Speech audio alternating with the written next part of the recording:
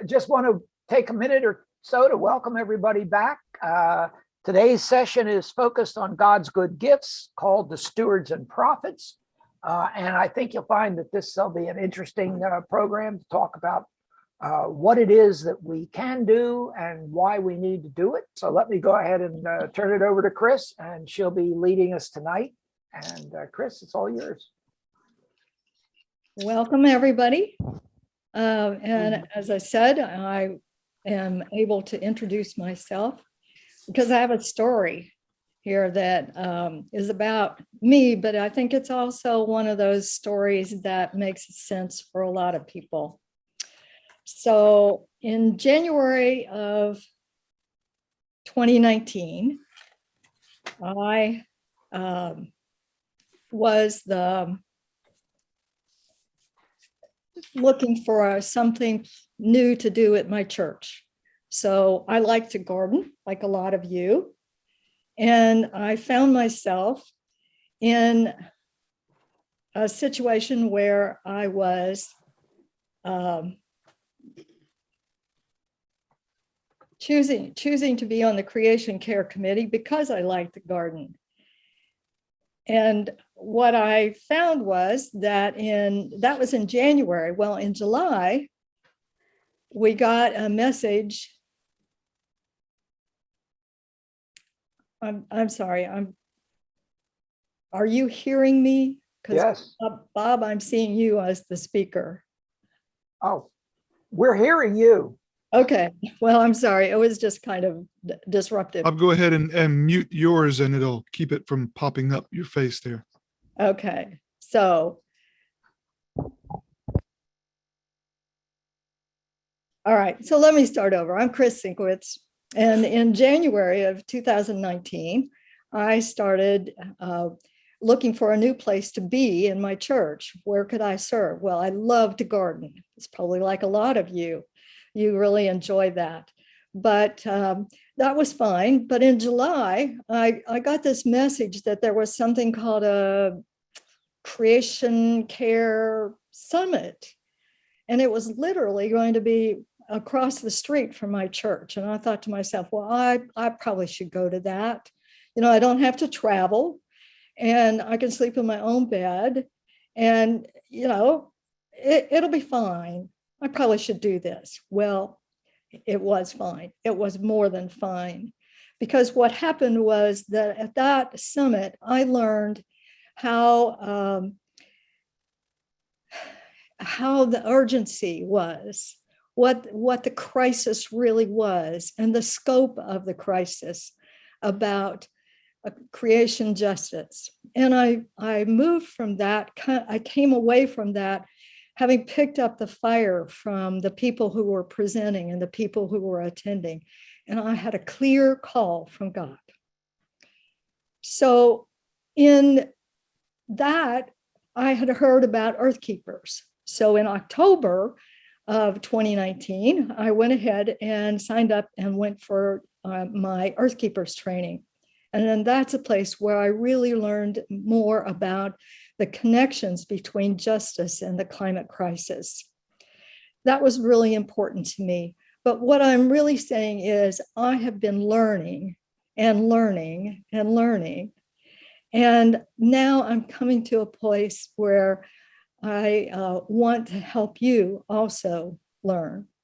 So tonight we're going to spend a little bit of time on the things that I'm calling God's good gifts to us and how we can be stewards and prophets. But first, we're going to start with a prayer. So if you would pray with me, please.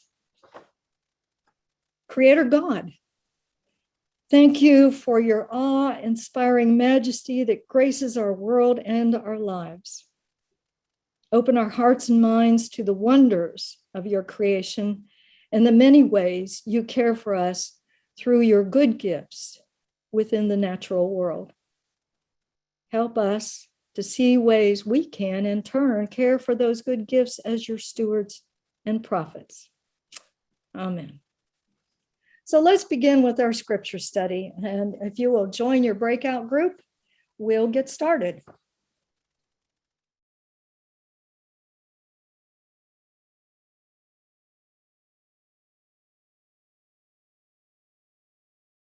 In this next session, one of the things you want to do is to be able to use the chat.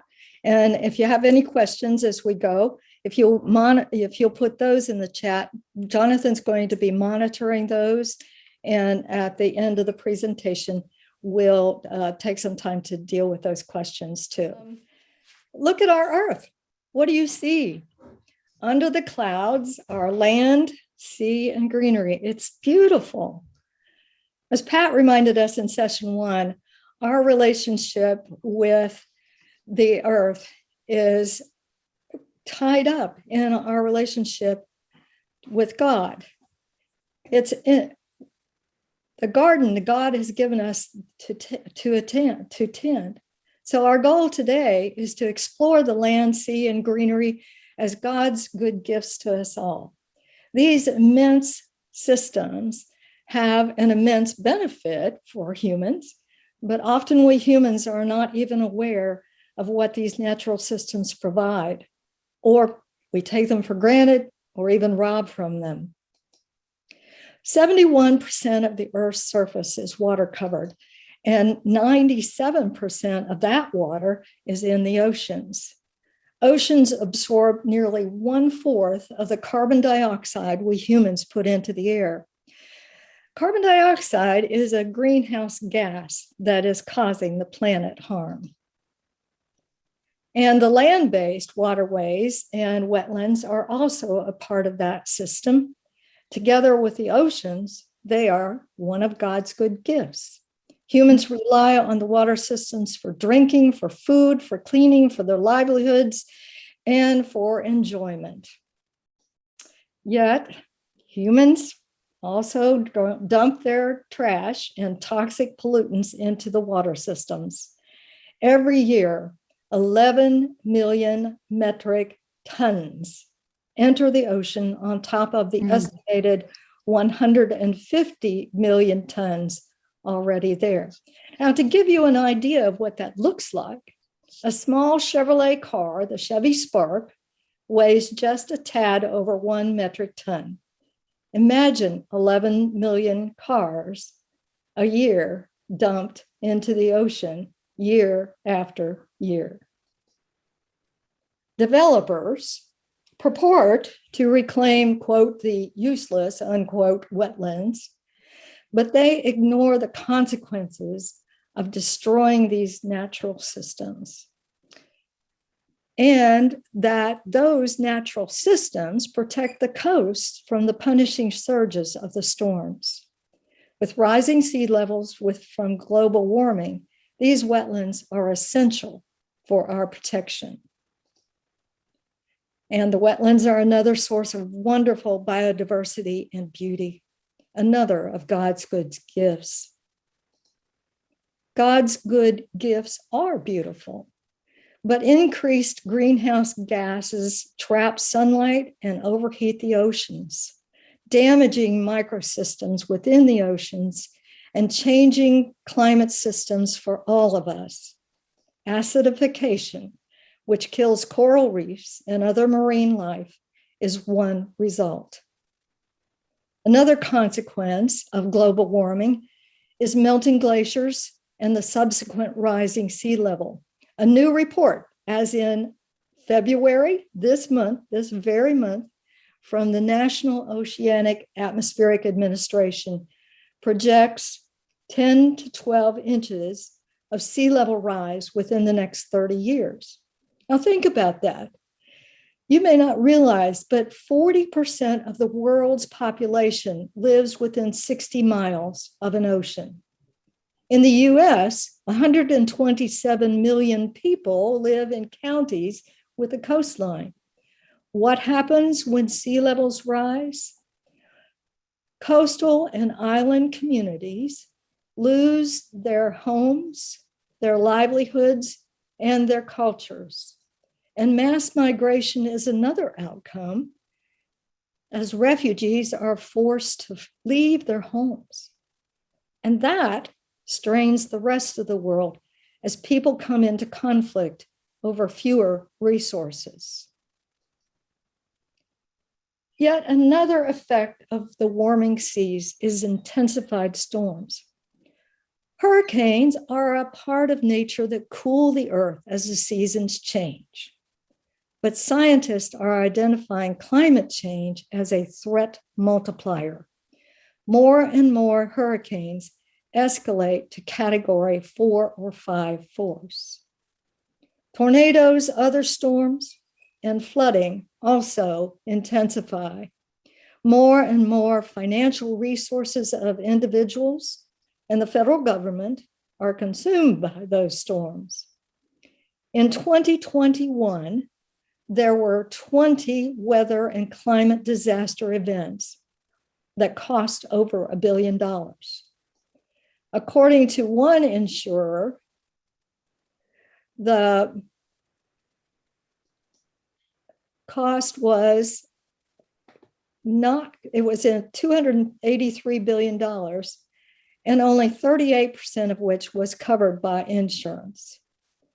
So with that kind of difference, imagine what the social costs to the people were and are and will be.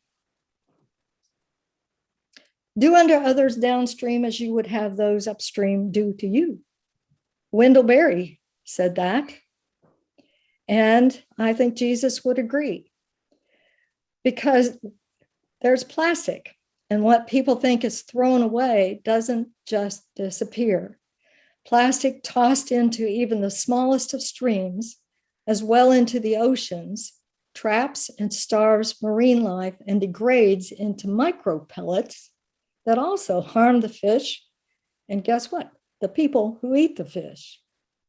So do unto others downstream as you would have those upstream do unto you.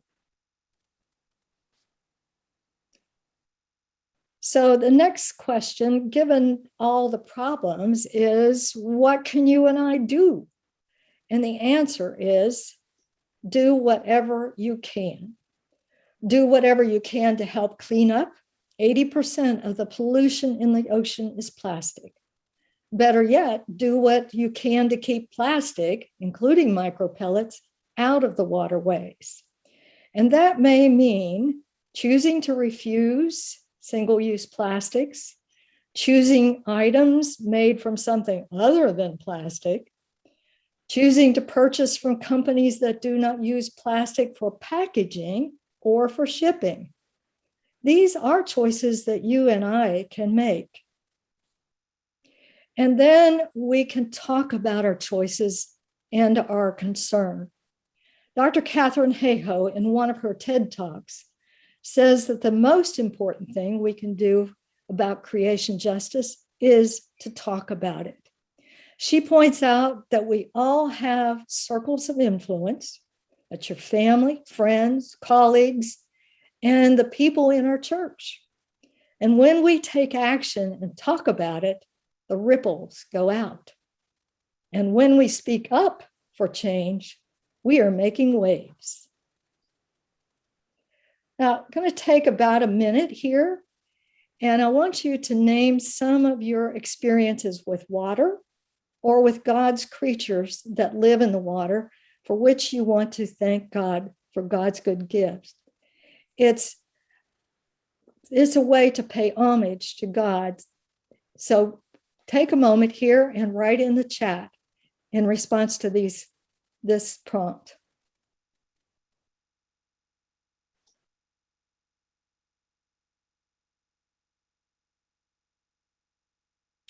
God has provided another little recognized good gift. It's the trees and forests that dot our earth. Let's look more closely at what trees do for the planet.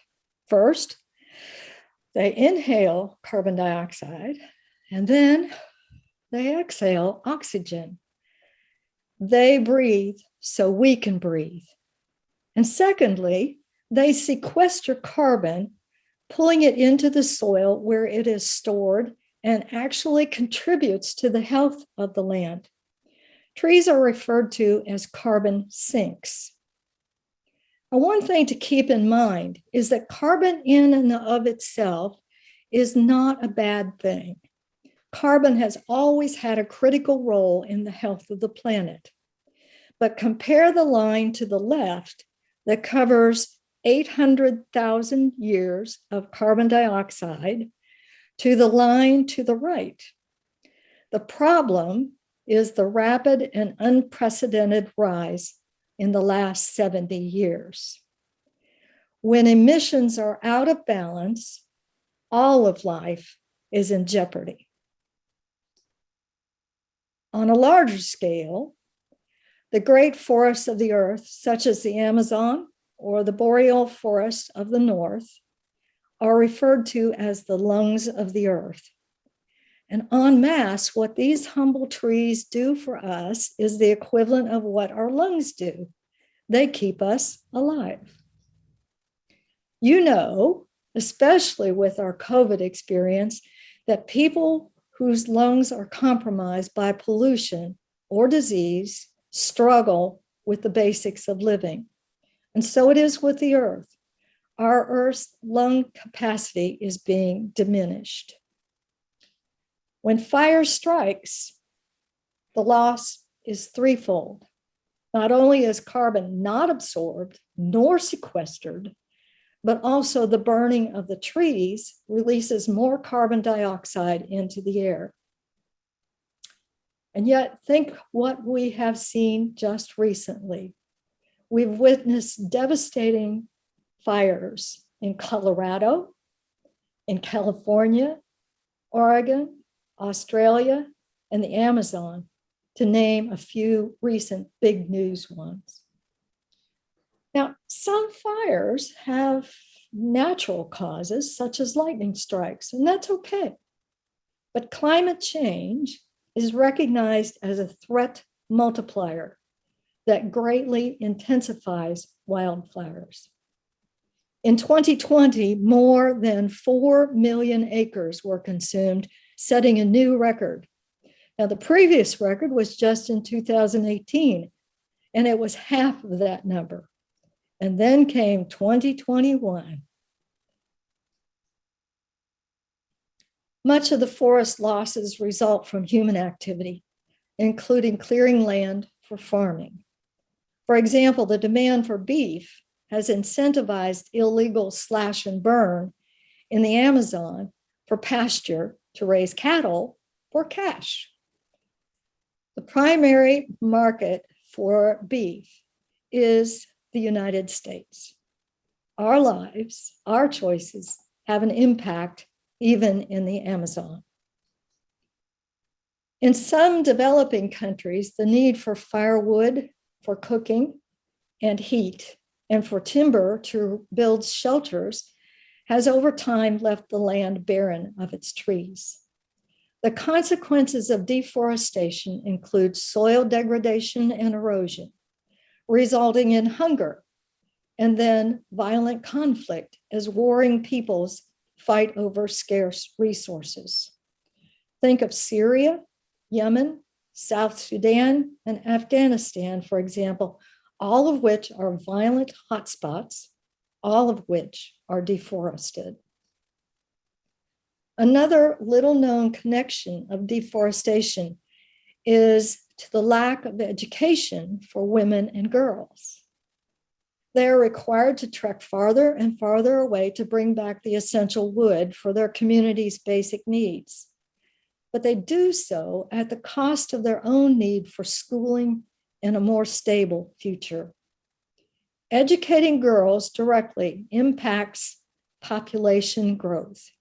According to Project Drawdown, the difference between a woman with no years of schooling and one with 12 years of schooling is 4 to 5 children per woman. This is just a side note, but I'll be sending you the additional resources, and you will find when you get this one tomorrow that there is a copy of an email from our United Methodist sister in Zimbabwe, Africa. Be sure to read it. It's an eye-opener. The scientists involved with Project Drawdown, an organization dedicated to identifying solutions to climate change, tell us that stopping all deforestation and restoring forest resources could offset more than 1/3 of all carbon emissions worldwide. Yet the world continues to lose 48 football fields worth of forest every minute.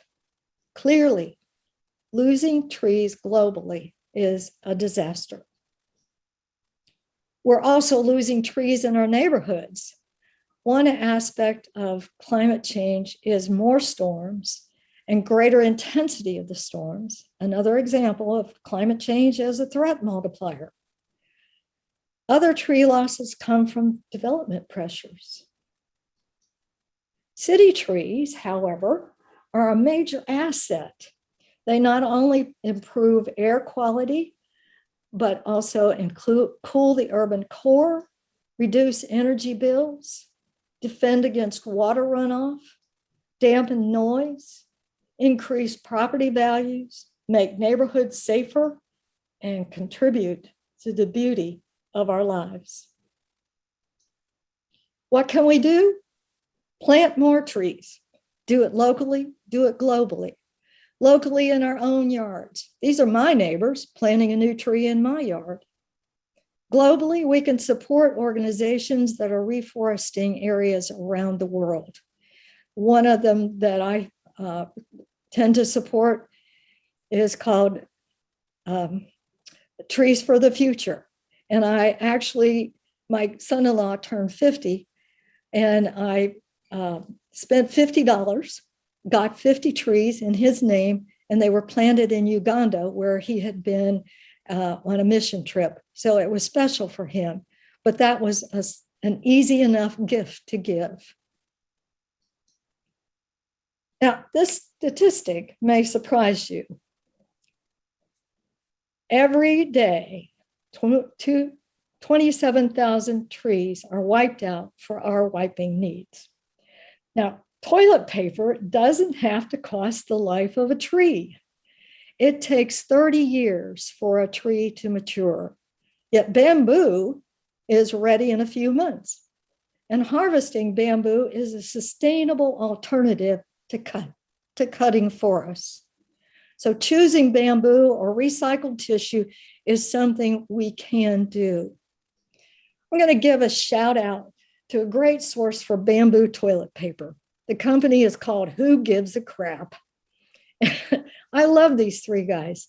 It was started by these three who were working for nonprofits, and they realized how much time and resources these organizations had to give to fundraising.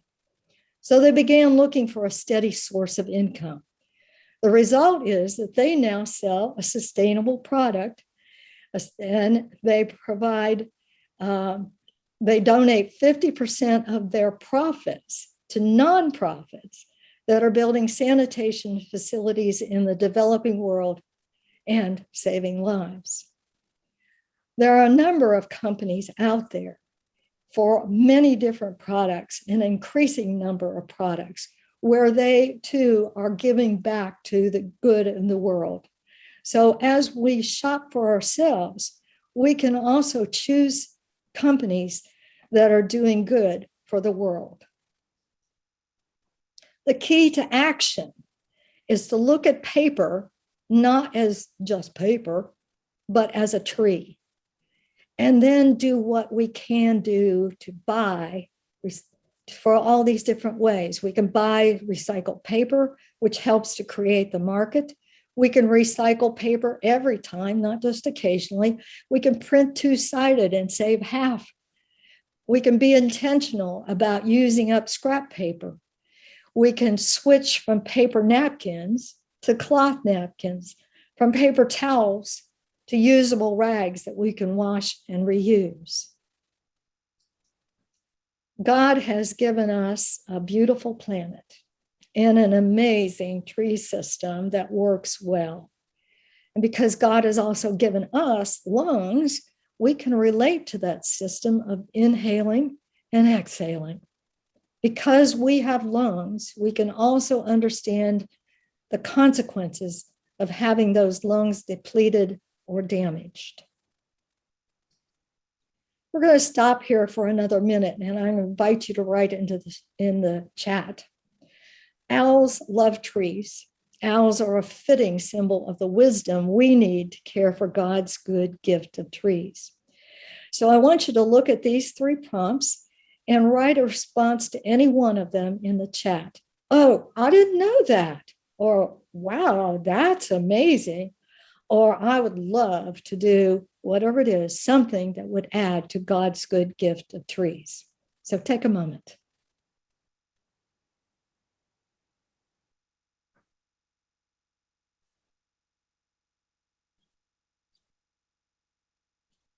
Right below us is the third of God's good gifts, the land. And sometimes people refer to it as just dirt, but it is so much more. Humanity counts on the land for food.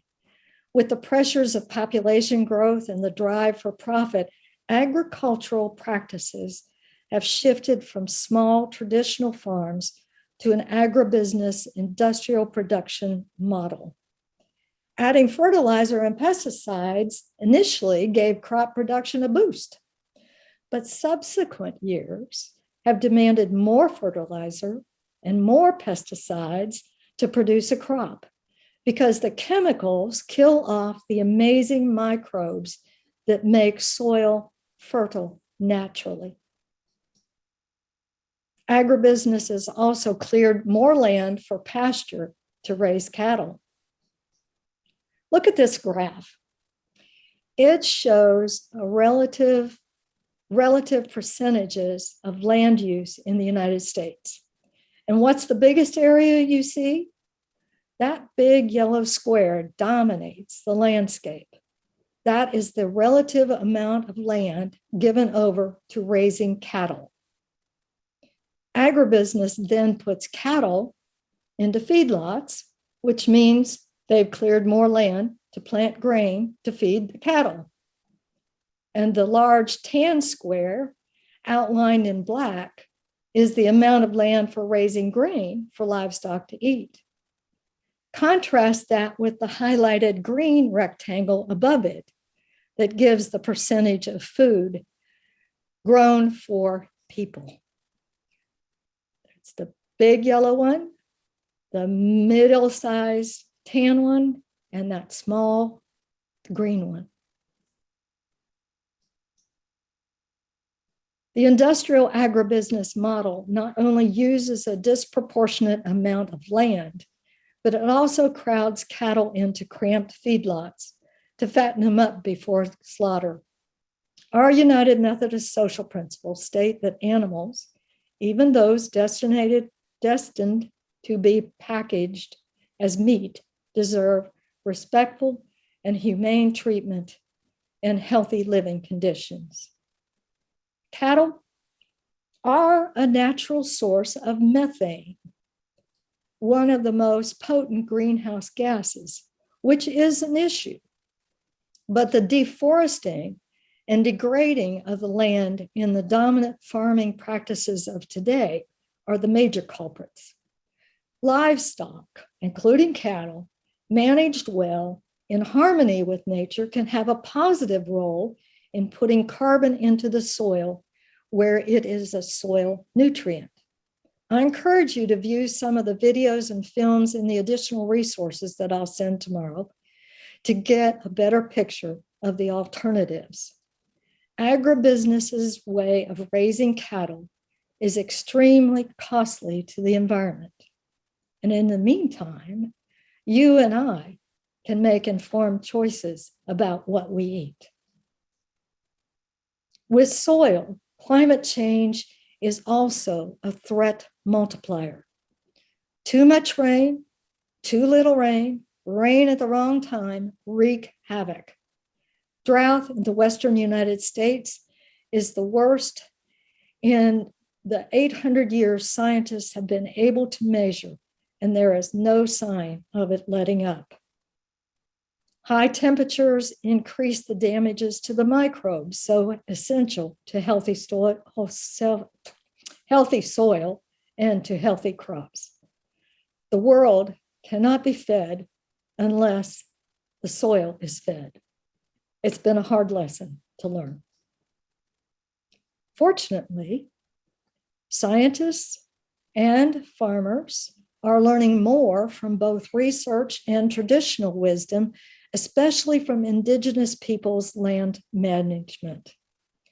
Regenerative agriculture, cover crops, silvopasture, tree intercropping, managed herd grazing are practices that are making inroads. You may not be familiar with these terms, but when you have a chance to look at those additional resources, you'll see what I'm talking about. There are positive things that can be done and are being done. But the biggest hurdle to overcome is that the entrenched government subsidies and agribusiness models remain dominant.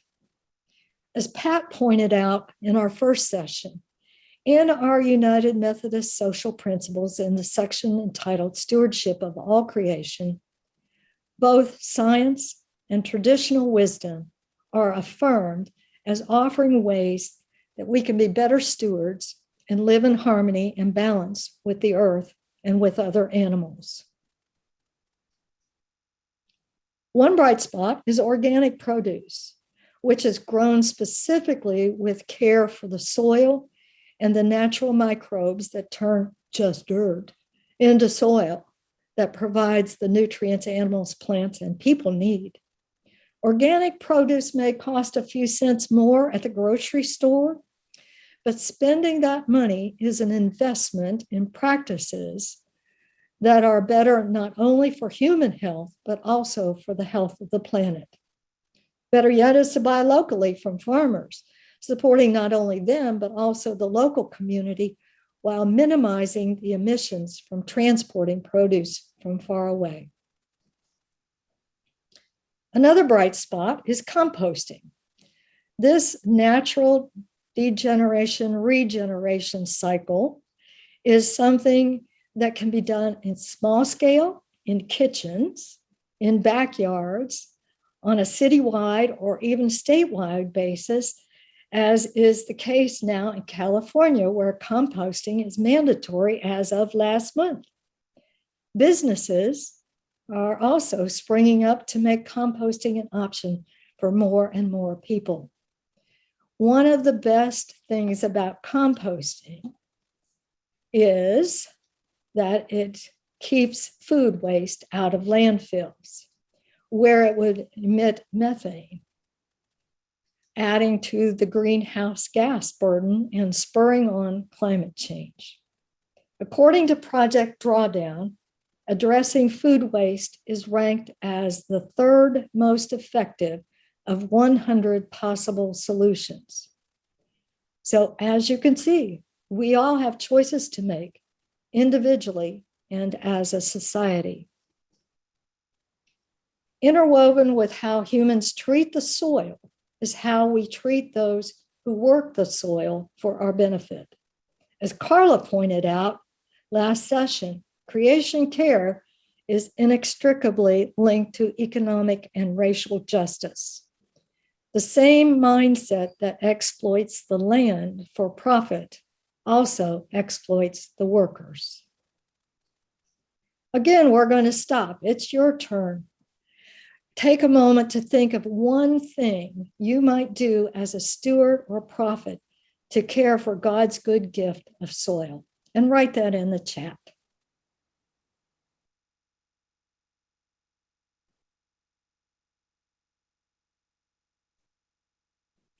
Let's look at what happens to the annual carbon dioxide emissions from human activities. About 45% of the emissions stay in the atmosphere, contributing to climate change. But the remaining 55% are absorbed by the oceans and by the land-based ecosystems, both soil and trees and other greenery. These natural carbon sinks have already greatly reduced climate change from what it would have otherwise been without their carbon absorbing processes. It's important to reiterate, over half of our annual carbon dioxide emissions are immediately absorbed by God's good gifts of land-based ecosystems and the oceans, dramatically reducing the impact of human activities on the climate. But what if we could enhance these natural sinks? It is possible. According to Project Drawdown, there are actions we can take that make a different scenario possible. Planting large areas of new forest, restoring degraded lands and coastal ecosystems, protecting ecosystems, changing agricultural practices. These are things that we can all do. Planting, restoring, protecting, changing. That's what stewards do. Ocean and land-based solutions are crucial to drawing down carbon dioxide emissions. This area deserves much more attention in the research, policy, and funding communities. Speaking up for that is what prophets do. The challenge for us individually and as a society is to recognize oceans, plants and trees, and the soil as living, breathing creations of God that are wonderful in their own right, and also crucial to the well-being of both people and planet, including all of God's creatures, the great biodiversity that enriches our lives in so many ways. God has gifted us with a garden we call Earth. We show our love for the Creator by loving people and planet. The path ahead for us is to claim our role as God's stewards and care for God's good gifts globally and locally, and even in our own homes and backyards, indeed, in all the places and ways we live.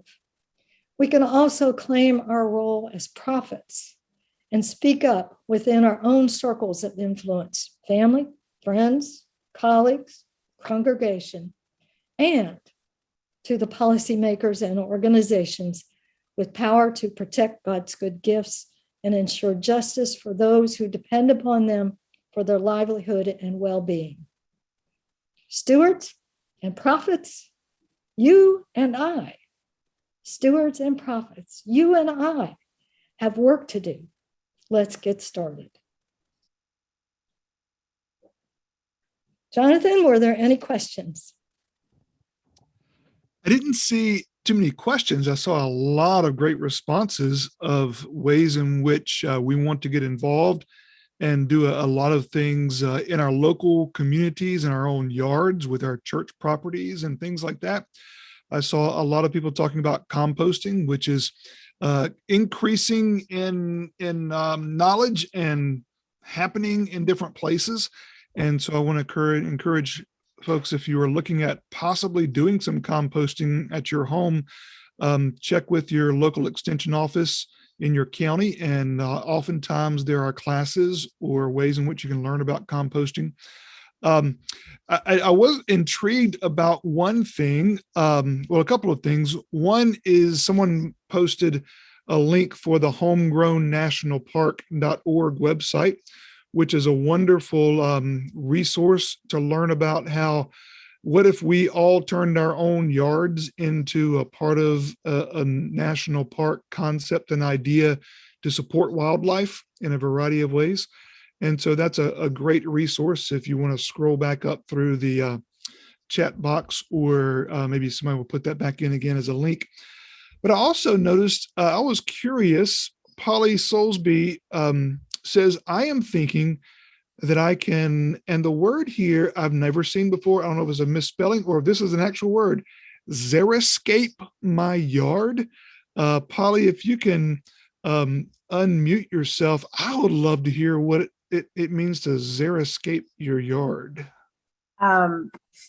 Well, I have recently moved into my rental property after selling my home, which was too large for me after my children grew up and my husband passed away. And So I moved into a home that's about half the size.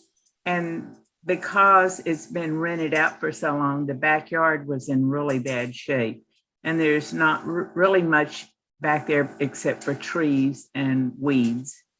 And so I have thought about, my daughter lives in an area of Texas where all of the front yards are covered with stones. They just have a water problem, and this is one of the ways that they deal with it. And so I was thinking about, having part of my yard with a grass that does not take as much water.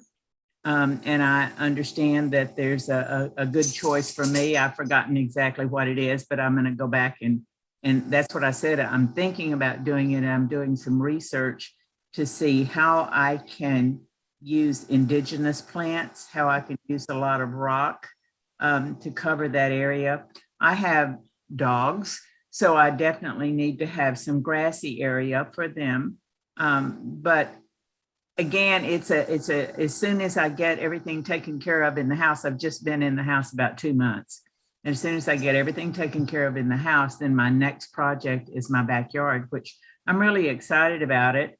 And I think that using that, there are several different clubs and organizations in my area that are for people who are interested in the indigenous plants, and they have plant sales once or twice a year, and that's a good place to get started and to attend those meetings and learn about those plants and how I can use those to use less water and and that's the primary thing, is using less water. So I don't know. I'm excited about it. I don't know if I will be successful, but I'm not going to be successful unless I try it. So Great. Thanks, Polly, for all that you're trying to do. And I love that mindset of you saying, at least I'm going to try something. I'm going to see if I can make this happen and make it work, and recognize for each of us, wherever we live, there's a local climate. And even though it may be shifting or changing, learn what our local climate is, what our native plants are, those that have been the source of food and habitation for so many creatures throughout the centuries. And even as our climate shifts, we can at least start there and begin to become co-laborers and stewards of the nature that God made for our location, and really steward the land upon which we live. And that's beautiful. Yeah. Jonathan. thank you. Jonathan, this is Tom Smedley. Hey, Tom. I would like to give you a resource, a very good resource. The National Audubon Society has a Plants for Birds program, and it's been in existence for about 5 or 6 years. And if you go to audubon.org, audubon.org, there is a section in that website for Plants for Birds. You enter your zip code, and it will tell you what native plants are best for your area. And it's really good. And I used it last year. I put in this chat that I did a pollinator garden last year, and I used that resource, and it was very good. So I just thought everybody would like to know about that. Thanks, Tom. Appreciate that. Yeah. One of the great things about coming together is we can share resources. And I found myself adding to the additional resources that I'm going to send out to you. I was just adding again 2 more today. So it doesn't stop. The ideas are out there, the resources are out there, the help is out there. And, where 2 or 3 are gathered together, then in Christ's name, I think we can get some action done. All right. Anything else, Jonathan? No, there's some great resources that our folks have been putting in the chat box. So if you haven't seen those, be sure to check those out. You can copy and paste those. You're gonna save them for me, Go to right? those. We will save those. Yes, And absolutely. We can send those I'll out later. harvest them and include them in the additional resources for you. So that'll be great. Well, I think we can go ahead and move on. And now it's your turn. We'll be putting you back in your breakout groups. This is a chance for you to talk about what you've been learning about your own stewardship, but also what you've been learning about the possibilities out there. What are the stories you're hearing? What are the things that intrigue you? That kind of thing, but also beginning to think about where do you need to raise your voice? Where can you be, or where are you already being a prophet? So let's go join our breakout rooms.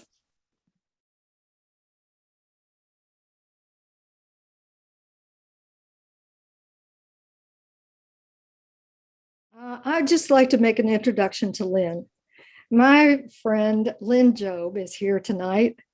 The first time I met him, he was speaking out for big legislation. And the legislation would have a major impact on carbon emissions, yet provide a safety net for those folks who were going through transition from dirty fossil fuels to clean, sustainable, renewable energy. And he was doing it from a faith perspective. Lynn is on my list of modern day prophets. So I'm going to turn it over to Lynn. Hello, everyone. I appreciate the opportunity to talk with you. We operate under the banner of creation care. We say that God created the earth, so we ought to take care of it. Genesis 1 describes the creation we see. Maybe we could call it the what.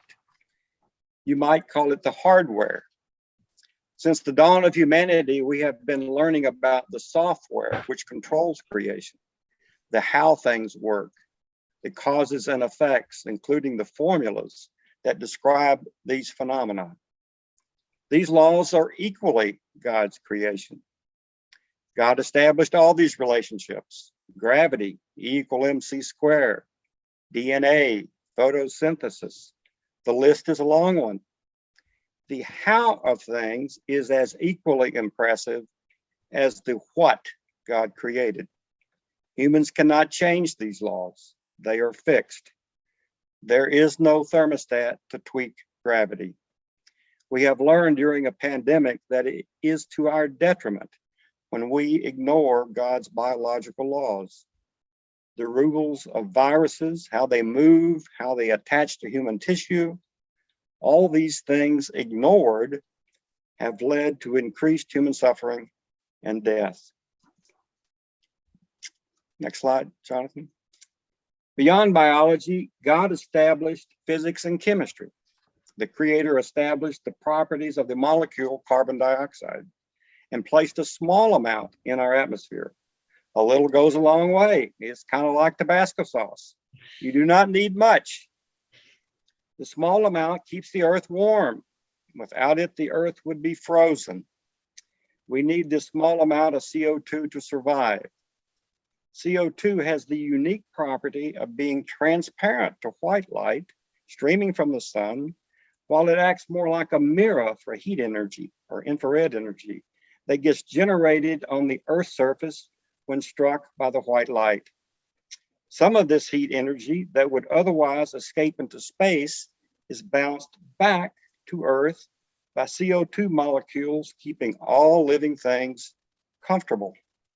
Everything is good until there is too much CO2. Then the balance is destroyed and the Earth gets too hot, causing the human suffering we are beginning to experience. The more CO2, the more heat, the more damage to all living things. The physical and chemical properties of CO2 reside under God's law. Humans cannot change these properties. We ignore them at our peril. Imagine you are preparing for a hot soak in the bathtub after a long week, or perhaps working in the garden, only to have forgotten that the water is running. Multitasking always leads to trouble. You enter your bathroom and see this. What action do you take? Well, the best first action is to turn off the faucet. Stop the water. Then the cleanup with mops or towels can begin. Depending, drywall may have to be replaced. Imagine using towels or ripping out drywall while the faucet is still running as your first action. How much good would that do? Well, this is the circumstance we have in our atmosphere right now today, an emergency caused by too much CO2. Our metaphorical bathtub is overflowing. The first and required emergency action is to stop putting carbon dioxide into our atmosphere. There is no alternative. Humans cannot change God's law concerning the chemistry and physics of carbon dioxide. There is no safe way to alter these phenomena. Less CO2 is the answer. Stop burning fossil fuel is the answer.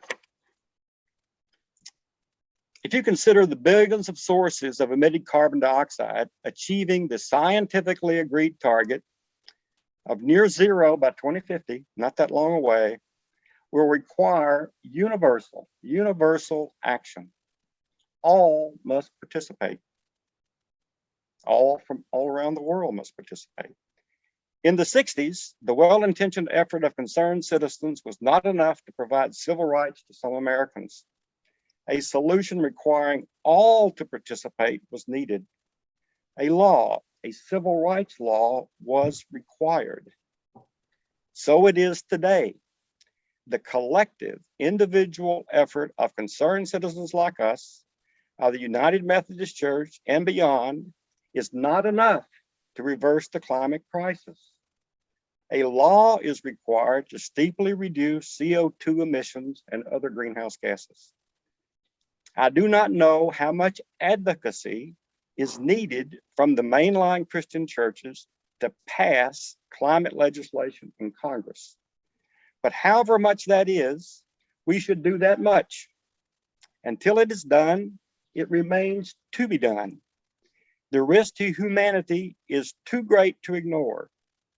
As the second largest Protestant denomination, the United Methodist Church ought to do its part. We need to speak up, to participate out of a concern for every individual citizen and the fabric of the whole.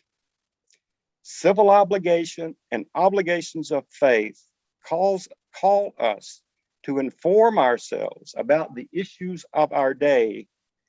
Questions concerning the viability of a livable earth deserve our serious conversation, our effort to learn, and a determined course of action. Is there a viable course of action? Well, yes, there is, which makes the dilemma of too little action all the more frustrating. 4 United Methodists who attended the Creation Care Summit in Nashville that Chris referred to earlier in July of 2019 researched and published a comprehensive report on behalf of the United Methodist Creation Justice Movement. The questions they considered were, is there a bill which, when passed into law, will reverse the climate crisis? Is there a bill which is fair to the poor and aligns with our United Methodist social principles? Is there a bill that removes the environmental injustice levied by the fossil fuel industry? The answer is yes, yes, and yes. There is more than one possible response, but one bill in particular meets the requirements of effectively reducing CO2 emissions, living within the spirit of the United Methodist Church's social principles, and eliminating the environmental injustices from the fossil fuel industry, while requiring no incremental government spending to implement. Wow, is this real? So why has this bill not passed? We now have an environmentally willing president. Today, a willing House, but this is likely temporary. The Senate is split on this issue. So far, Congress has discussed a few approaches that help, but none have passed. During the last 12 months, we have experienced why it is necessary to have more supporters in Congress who will vote for effective legislation to protect a livable planet. It is clear that more citizens' engagement is necessary to pass effective climate legislation through this Congress. The president has issued executive actions to help the climate. Examples are he rejoined the Paris Agreement. He stopped the Keystone XL pipeline, and there are others. This is good news for creation, but it is not sufficient, not nearly sufficient. Executive actions lack the power of legislation passed by Congress. A law legislated by Congress is required to reverse this crisis. The lessons learned in 2021 make it clear that citizen engagement and advocacy by people of faith, you and I, will be required to get an effective climate bill passed into law. A livable creation depends on this single difficult task.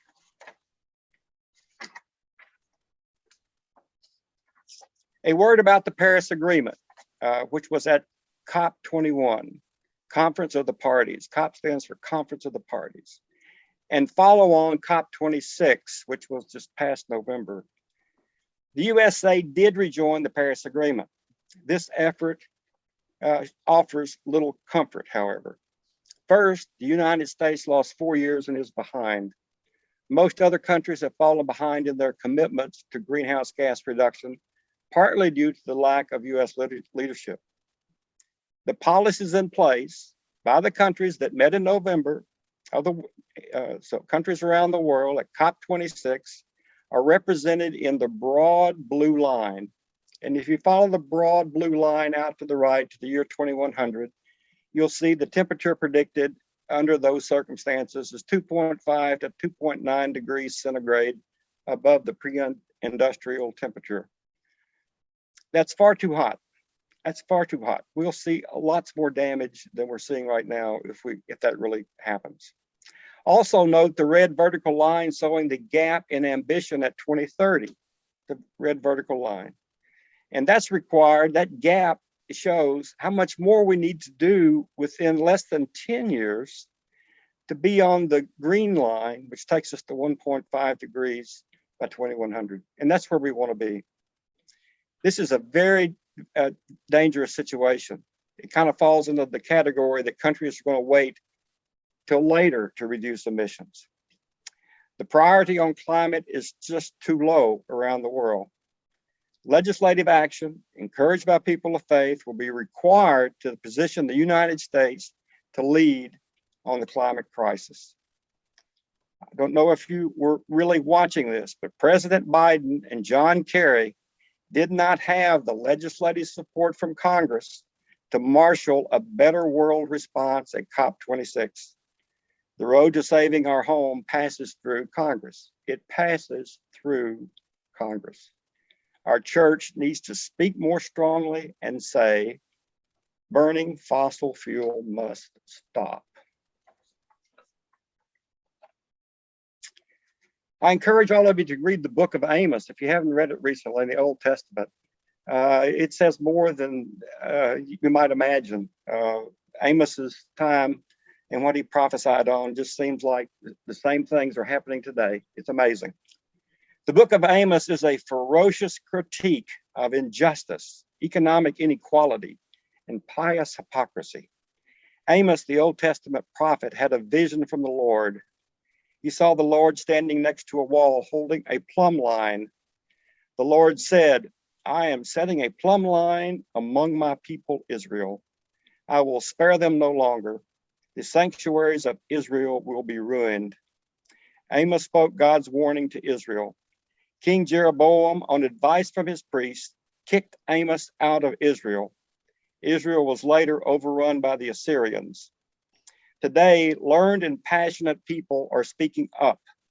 Scientists and young people are among people's prophets who see a new plumb line, pointing to the need to achieve near zero carbon dioxide emissions by 2050 to save a livable earth. This vision calls us as United Methodists to speak up too, to love God's people and God's planet We need to accept our role as prophets as well as stewards and make our voices heard. We need to understand these issues and act toward getting enough leaders in our federal government, unlike King Jeroboam, who will pass policies that heal our land.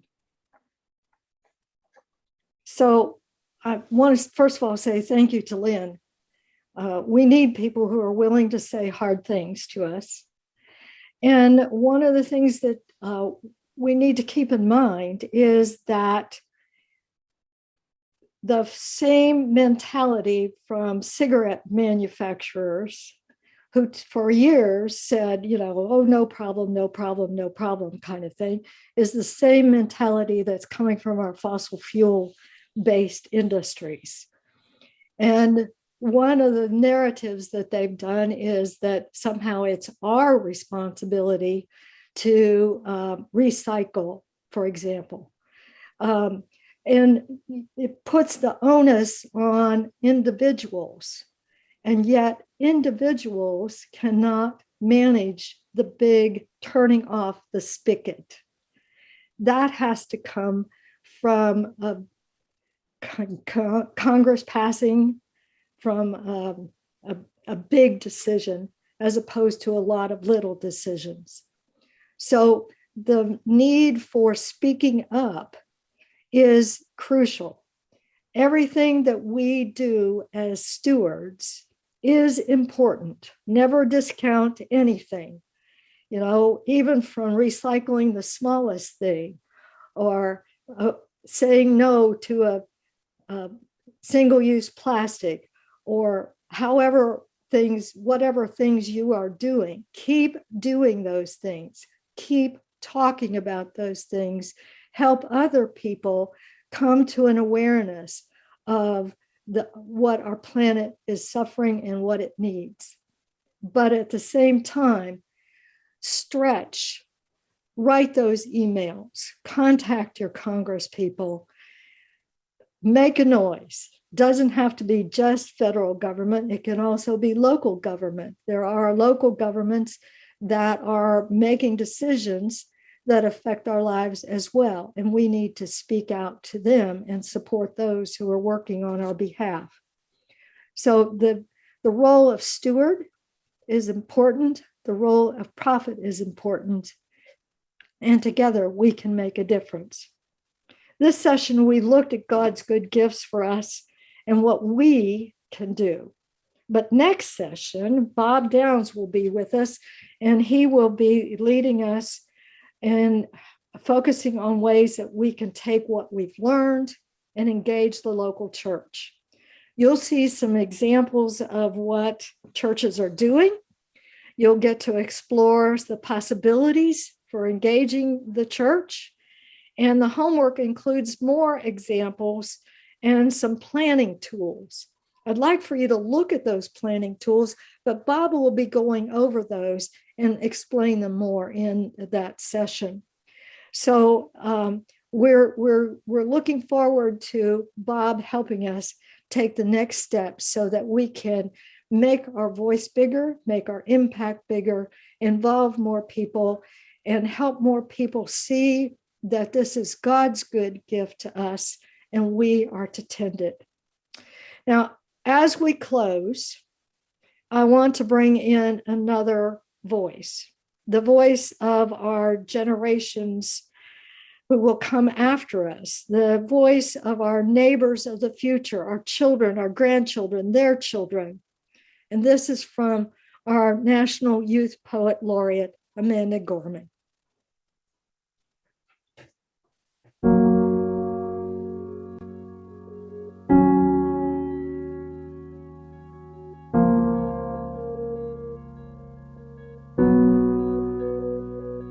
On Christmas Eve, 1968, astronaut Bill Anders snapped a photo of the Earth as Apollo 8 orbited the moon. Those three guys were surprised to see from their eyes a planet looked like an Earthrise, a blue orb hovering over the moon's gray horizon with deep oceans and silver skies. It was our world's first glance at itself, our first chance to see a shared reality, a declared stance, and a commonality, a glimpse into our planet's mirror. And as threats drew nearer, our own urgency became clearer as we realized that we hold nothing dearer than this floating body we all call home.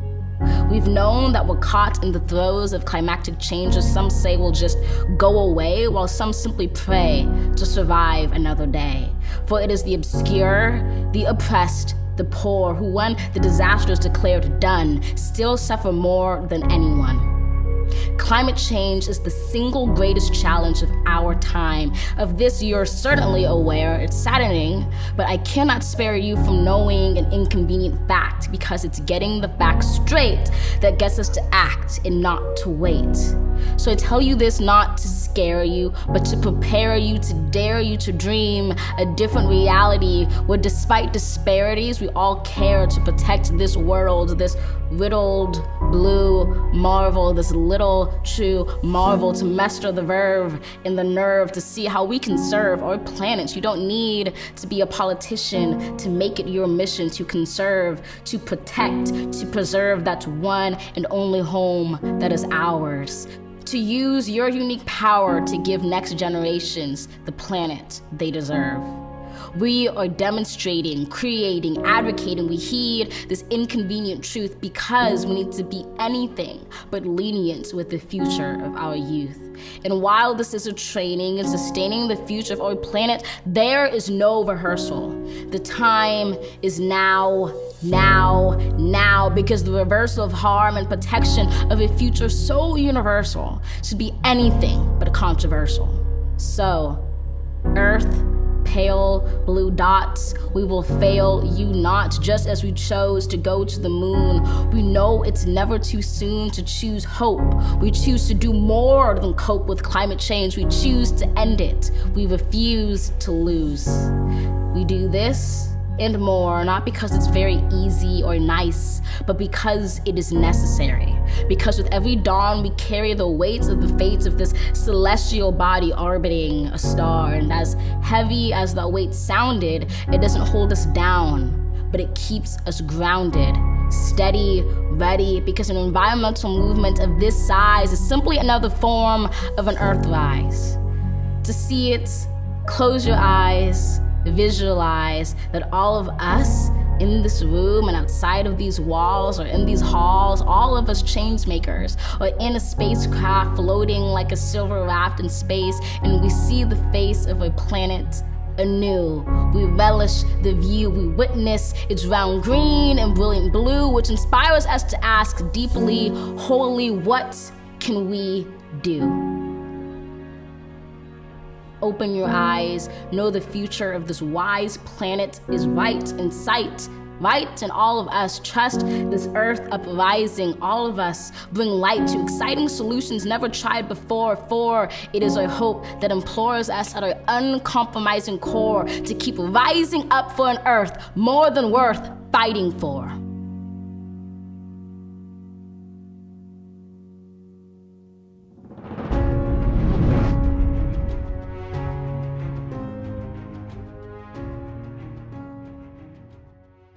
I simply want to say to that, amen and amen. And we'll see you again on Thursday.